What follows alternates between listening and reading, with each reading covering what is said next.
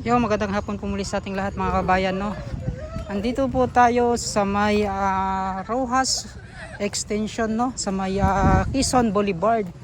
At ito po nakita natin mga kabayan na hanggang doon po nagsimula. Doon po nagsimula mga kabayan na itong paglagay po nila ng asfalto dito sa ginagawang Rojas Extension.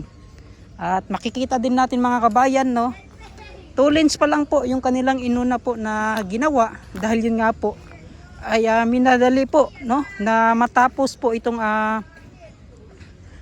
ginawang kalsada na to, no, daanan palabas po, exit po diyan sa may Quezon Boulevard tapos Rojas Avenue.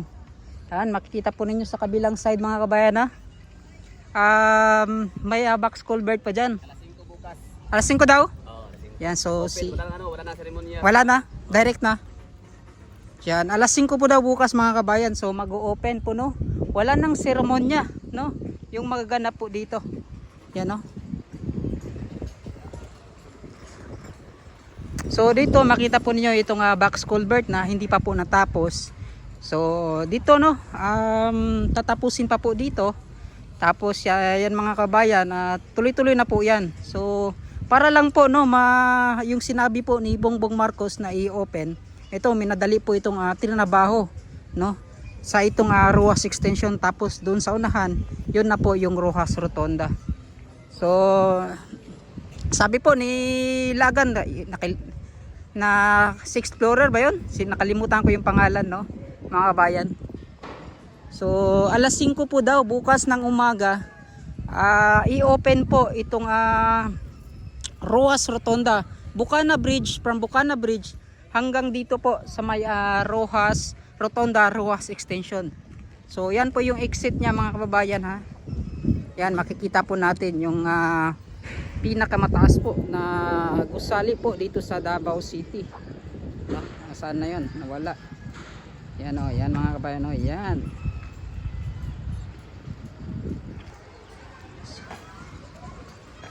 Kaya ay itong administrasyon na to, no, kaya laging Duterte po yung kanilang mga nasa bibig. Dahil yun nga po ay sila po ay inggit na inggit po dito, no, sa pagbabago, malaking pagbabago po sa Davao City. Yan, no. Sobrang ganda. At ito po itatak Duterte mga kababayan, ha. So yun, lakad-lakad po tayo mga kababayan.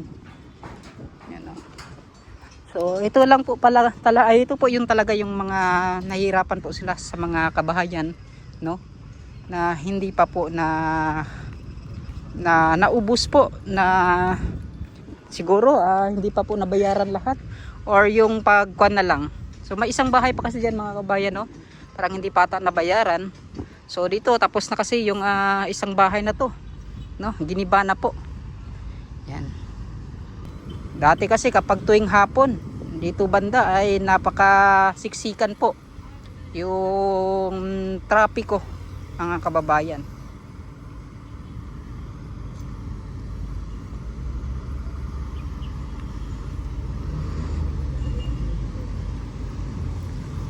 So may second layer pa pala dito banda mga kabayan, na may second layer pa yan.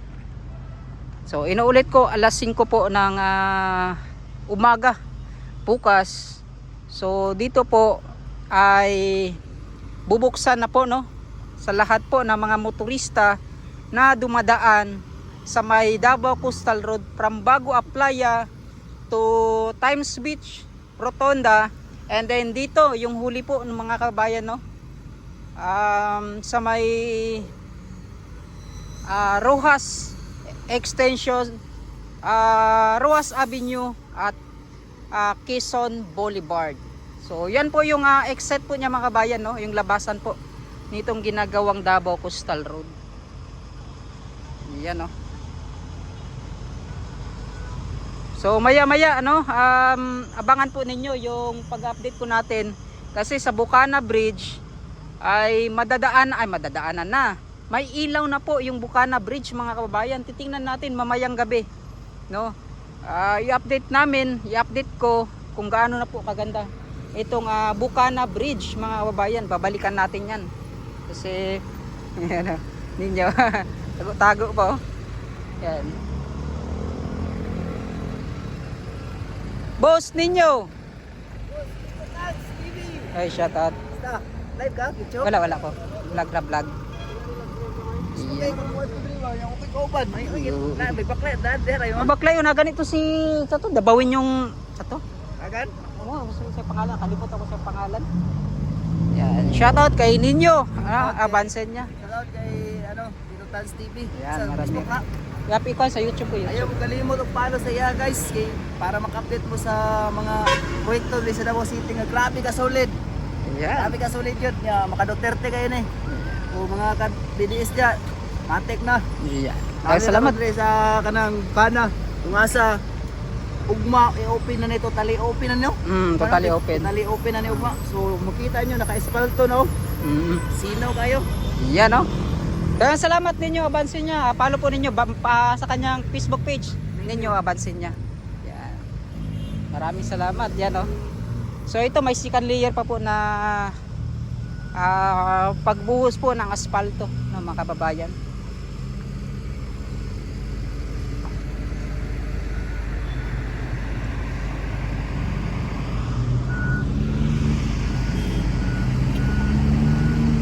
Malaking tulong to mga kabayan, pero yun nga lang, wag lang angkinin kung kaninong proyekto po ito. No, wag po nilang angkinin, no. Sasabihin na lang po nila, ito po ay dahil natapos kay Bangag, no. Natapos po kay BBM. Wag ganon. Ang project na ito ay nakapundo na po, no mga kababayan. Oo, natapos kay BBM, pero itong proyekto na to may pondo na po talaga, and then no, tuloy-tuloy po yung pagtrabaho po nila para matapos na po itong ginagawang Davao Coastal Road, no. Empra Projects Build Program. Yan. Good so kayo no. Bawas-bawasan niyo atong traffic sa Davao City.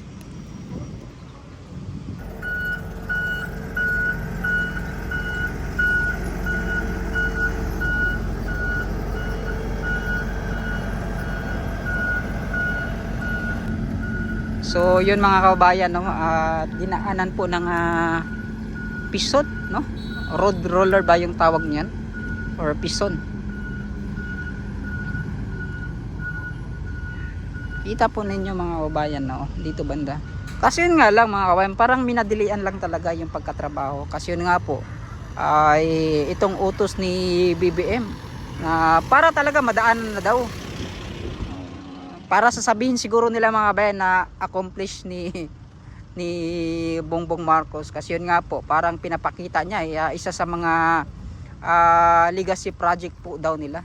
Wow, parang nakakahiya naman mga kababayan no? Pero alam na po ng mga kababayan natin no, kung kanino pong proyekto ang Bukana Bridge, Matina Talomo Bridge mga kababayan, at syempre yung Double Samal Bridge no, and then Santa Ana Wharf. Yan isa din sa mga project ni Tatay Digong mga kabayan, yang Santa Ana Wharf. Matagal na po yang natapos no, and then yung mga abutment na lang po niya, yung paglagay, pagpatag no, and then pag asfalto, yun na lang po yung kulang talaga.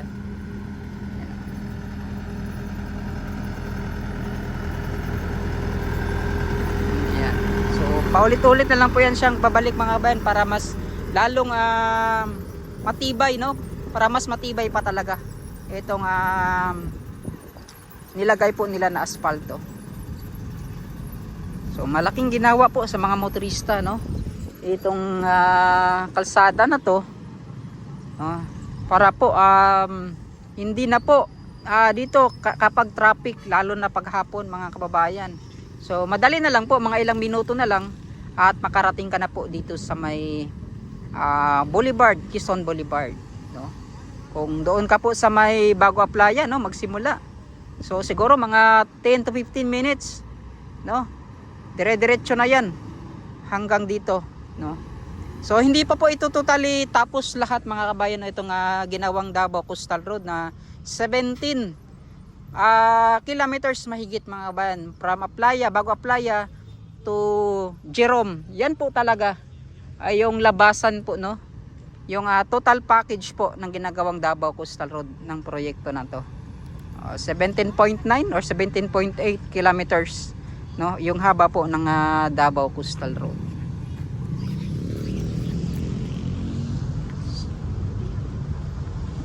Ang laki po ng pagbabago po dito.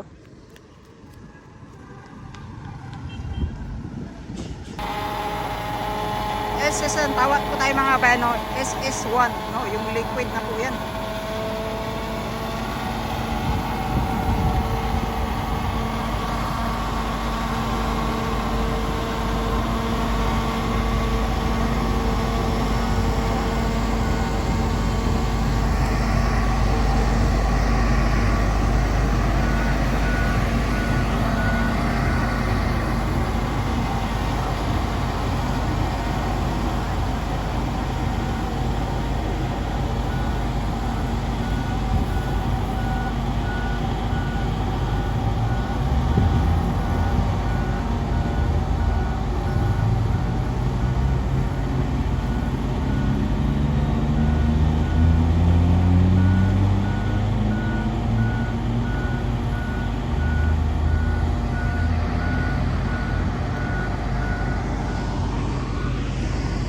SS1 mga kabayan na ang tawag dito. Ito pong liquid na to, no, para po mas didikit pa po, no, kakapit pa po yung ilalagay po, no, na asfalto po dito. Yan, no.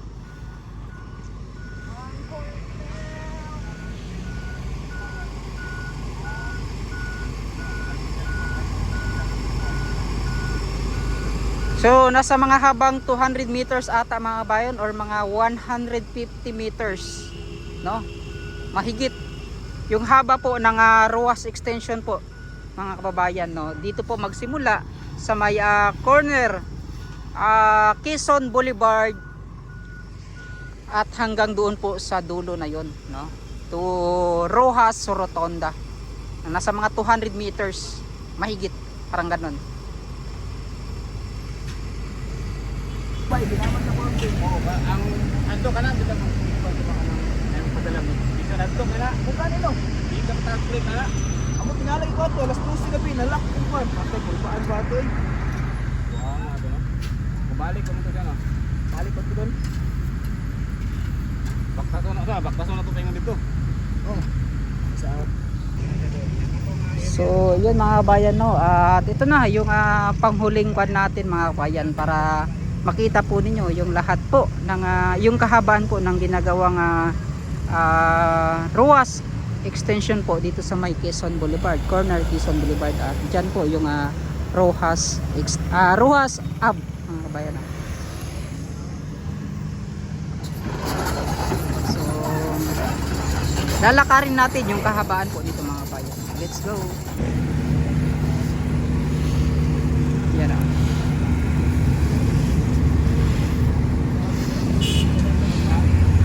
So may kasama tayong mga vlogger mga kabayan. Ito si Nino Abansenya at si Paring Tolex Vlog at ayan, mga kabayan. So sila po ay sa Facebook page po yan sila. So meron din naman po tayong Facebook page, no? Tito Tans TV rin mga kabayan, ha? At suportahan din po niyo yung aking Facebook page, Tito Tans TV. Maraming salamat. So excited na po yung lahat, no? Baktas na rin to. Ta, hinahin ito baktas.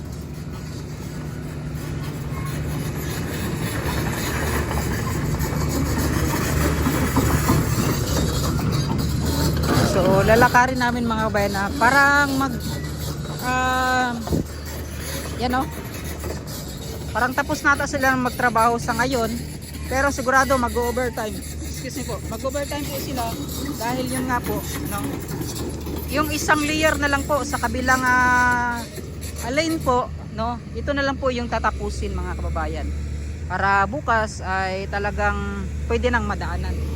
So lakad-lakad tayo yung kahabaan po ng ginagawang project na to. Oy, shoutout kay boss. May ang tawag nito, may nilalagari pa. Yan. Grabe talaga kapag tatak Duterte mga kabayan, ha. wag lang sanang angkinin, no? Mahiya naman po itong administrasyon na to at sasabihin naman po, no, totoo siya yung biglaang pina-open po itong proyekto na to, itong kalsada na to. Pero no, yung project nito wag lang angkinin mga kababayan, no.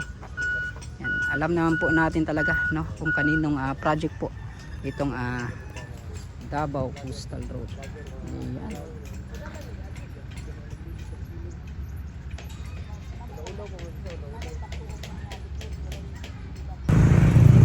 So yun, at may nag-overtime pala dito mga kabayan, ha.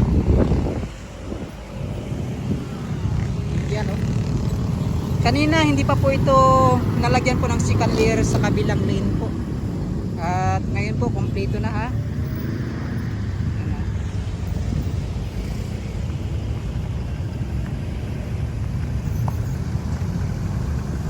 Overtime para matapos na po.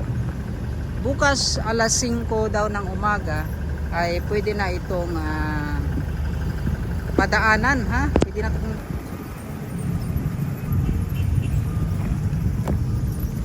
so abang-abang po. At tapos na pong nalagyan po ng second layer. So kompleto na pala, no? Pinipiso na po doon sa unahan.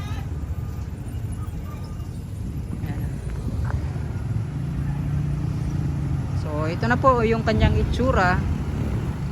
So dito pa banda mga sa kabila wala pa po, no. Ito po lang po ay ito lang po muna para lang po makadaan po doon sa Bucana Bridge at maka-exit po dito sa may Rojas Extension, no. Corner Quezon Boulevard.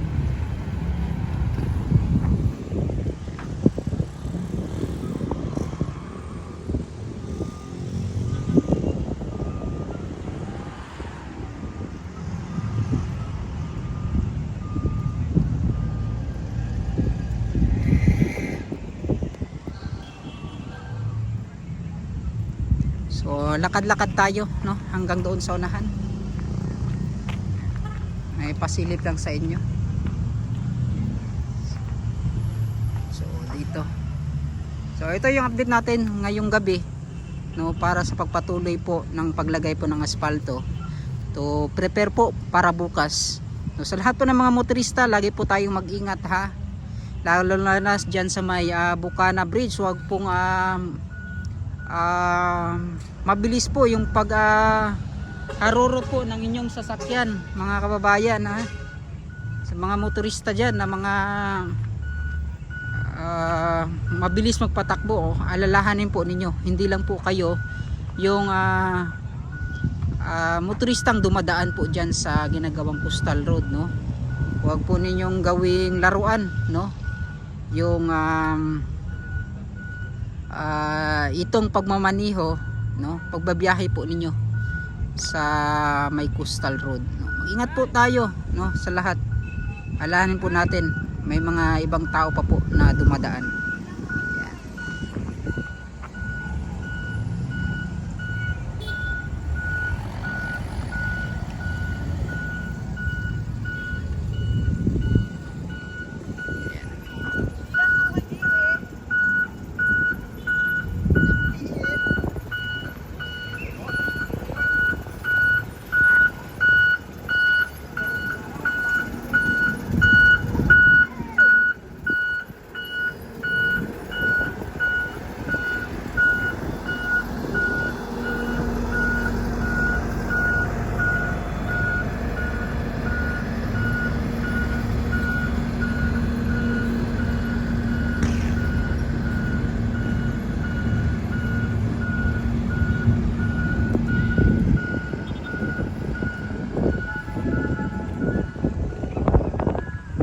So yan, maraming salamat at hanggang dito na lang, no. Kita-kits tayo bukas para sa pag-opening po ng Davao Coastal Road from Bucana Bridge hanggang dito po sa may Ruas Rotonda.